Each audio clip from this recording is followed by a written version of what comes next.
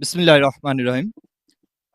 দৈনিক যুগ যুগান্তর পত্রিকার কেরানীগঞ্জ উপজেলা অফিস উদ্বোধনে আজকে আমাদের সামনে কিছু বক্তব্য রাখবেন শুভেচ্ছা সাংস্কৃতিক ফোরামের সভাপতি জনাব সুমন আহমেদ ভাই।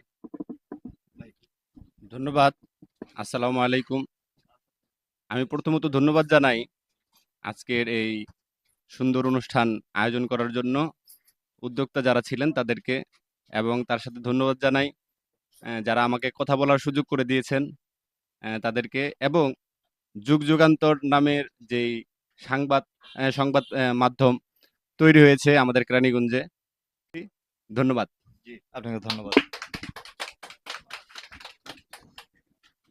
এখন আপনাদের সামনে মূল্যবান বক্তব্য রাখবেন দেশ বাংলা নিউজের সম্পাদক জনাব আজিম ভাই।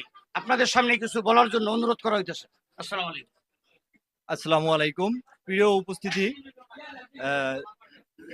বাংলাদেশের ঐতিহ্যবাহী সুনামধন্য পত্রিকা দৈনিক যুগ যুগান্তরের কেরানীগঞ্জ উপজেলার অফিস উদ্বোধনী অনুষ্ঠানে উপস্থিত আছেন এলাকার সম্মানিত মুরব্বী, সম্মানিত ব্যবসায়ী এবং সম্মানিত প্রিন্ট ও ইলেকট্রিক মিডিয়ার সাংবাদিক বৃন্দ, সকলকে জানাই আমার প্রাণের সংগঠন এস বাংলা নিউজের পক্ষ থেকে শুভেচ্ছা ও অভিনন্দন।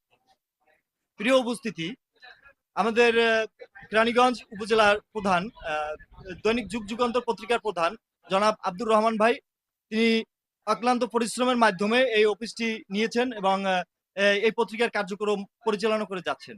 এবং আমার জানা মতে উনি একজন সৎ ও নিষ্ঠবান লোক।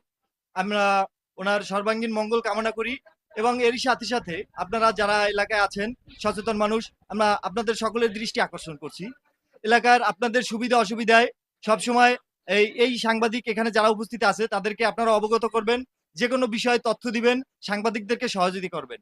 এই দেশে কোনো জনগণের সহায়তা ছাড়া সাংবাদিক প্রশাসন যত দপ্তর বলেন কারো কিছু করার ক্ষমতা নেই এবং কারো কিছু করার ইয়াও নেই, কেউ কিছু করতে পারে না জনগণের সহায়তা ছাড়া।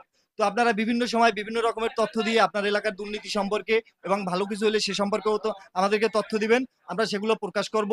এবং এখানে যদি কোনো দুর্নীতি তথ্য দিয়ে থাকেন, আপনারা যারা তথ্য দিবেন তাদের আপনারা নির্ভয়ে তথ্য দিবেন এবং আপনাদের পরিচয় সর্বসময় গোপন রাখা হবে, ঠিক আছে? আর আমাদের এই সাংবাদিক সমাজকে আপনাদের সকলের কাছ থেকে আপনারা সহায়তা করবেন বলে আমরা আশাবাদী এবং আপনারা সর্বসময় আমাদেরকে সহযোগিতা করে আমাদের পাশে থাকবেন, এই কথা ব্যক্ত করে আমার সংক্ষিপ্ত বক্তব্য শেষ করছি। ধন্যবাদ সকলকে। ধন্যবাদ আজিম ভাইকে, অসংখ্য ধন্যবাদ।